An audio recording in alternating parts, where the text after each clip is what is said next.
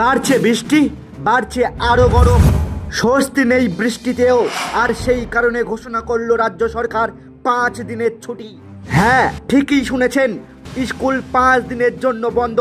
এমন বড় সিদ্ধান্ত এবার সরকারই নিতে বাধ্য হলো।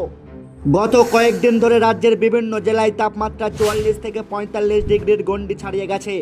বাঁকুড়া, পুরুলিয়া, বীরভূম, ঝাড়গ্রাম, বর্ধমান সহ দক্ষিণবঙ্গের প্রায় সব জেলাতেই চলছে অসহ্যনীয় দাবদাহ।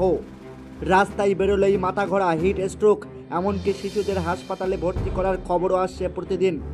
এই পরিস্থিতিতে অভিভাবক ও শিক্ষক মহলের একটাই দাবি, স্কুল বন্ধ করুন। অবশেষে সেই দাবির জবাব দিল রাজ্য সরকার। শিক্ষামন্ত্রী ব্রাত্য বসু নিজেই জানিয়েছেন স্কুল বন্ধ থাকবে 5 দিনের জন্য।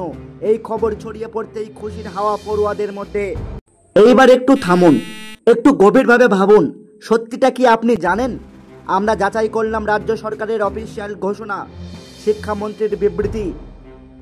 তাতে লেখা আছে স্কুল বন্ধ থাকবে শুধু 2 দিন, 13 ও 14 জুন। তাহলে 5 দিনের কথা কোথা থেকে এলো? উত্তর রয়েছে সোশ্যাল মিডিয়া, হোয়াটসঅ্যাপ ফরওয়ার্ড, বিভ্রান্তিকর ইউটিউব টাইটেল, কিছু ভুলভাল সংবাদ মাধ্যম। এভাবেই তৈরি হয়েছে 5 দিনের ছুটির ভেলকি। সত্যিটা হচ্ছে সরকার এখনো পর্যন্ত মাত্র 2 দিনের ছুটি ঘোষণা করেছে। তবে হ্যাঁ, তারা বলেছে যদি গরমের তীব্রতা না কমে তবে পরিস্থিতি বিবেচনা করে পরবর্তী সিদ্ধান্ত নেওয়া হবে।